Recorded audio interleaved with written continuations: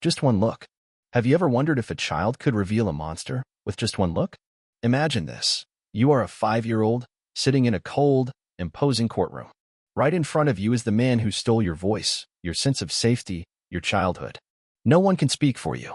No one can save you. No one, except for one silent, four-legged companion. A dog. But not just any dog.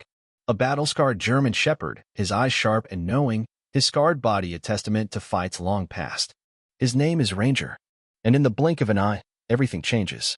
What happened next left an entire courtroom silent, stunned. What did Ranger see that no one else did? And how did he turn the tide in a case nobody thought could be one? The courtroom. The air inside the Oak Ridge County Courthouse was thick, heavy, suffocating, almost.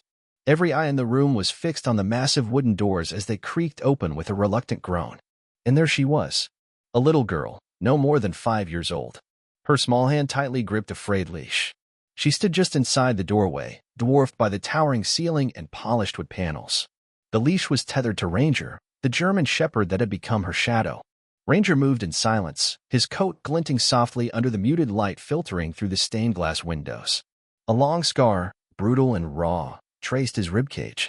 A memory of a battle no one dared ask about. But Ranger wasn't just a dog. Everyone in that room knew it the moment they laid eyes on him. Not Delilah Parker, the girl's mother, whose breath caught in her throat. Not Judge Samuel Whitaker, a man known for his cold objectivity.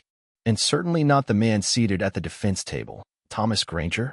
Thomas didn't move. Not really. But there was a flicker in his expression, just a fraction of a second. His jaw clenched. His breath caught. And Ranger saw it.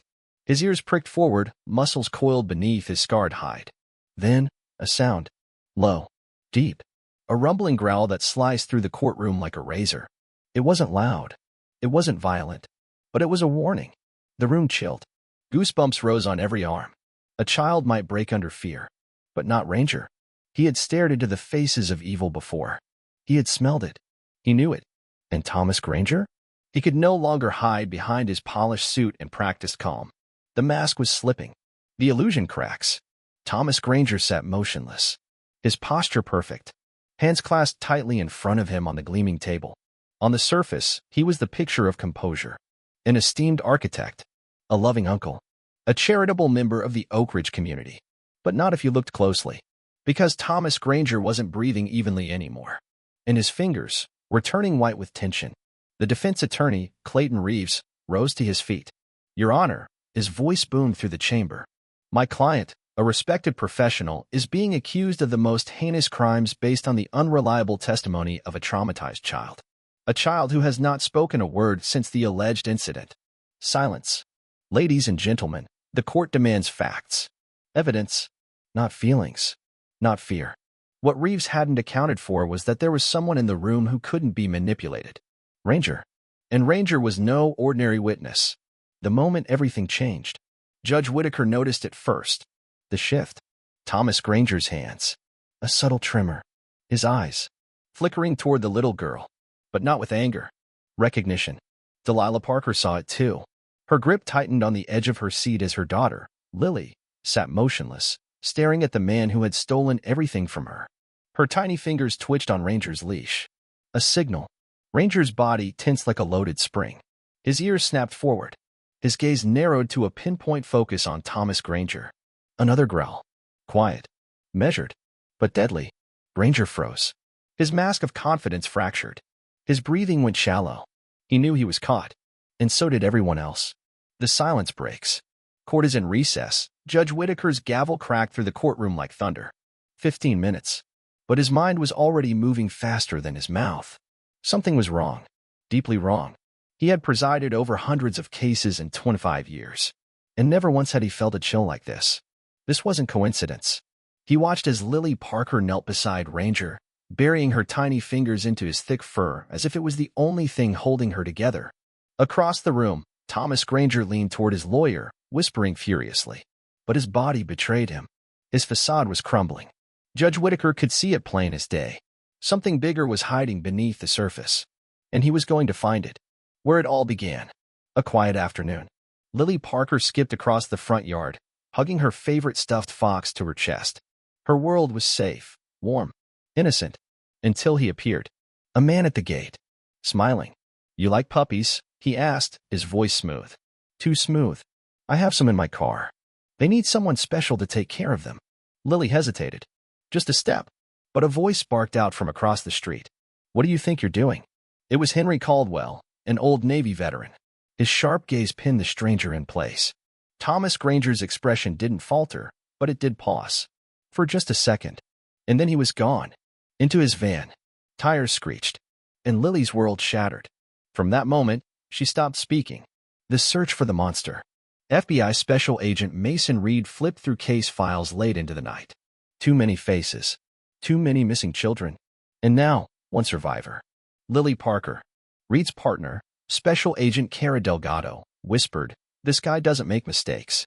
Until now, Thomas Granger didn't use force. He didn't snatch kids in broad daylight. He studied them. He charmed them. And when he chose Lily, he thought he would get away with it. But he didn't count on Henry Caldwell's intervention. Or Ranger. Ranger's past. Ranger had once been a legend.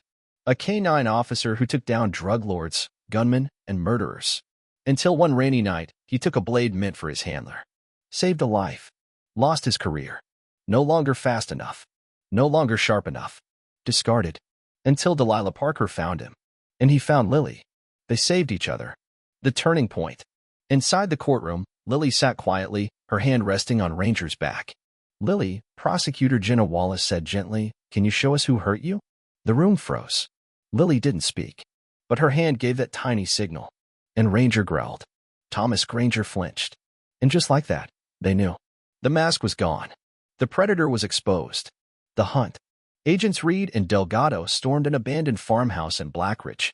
The walls stank of mildew and rot. But there was something else. A steel hatch under a filthy rug. Inside, Natalie Byrne, missing for 6 months. Alive.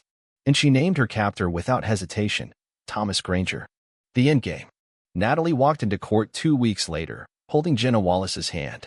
Her eyes didn't waver as she stared at Granger. But it was Ranger who finished it. With just one look, Thomas Granger cracked.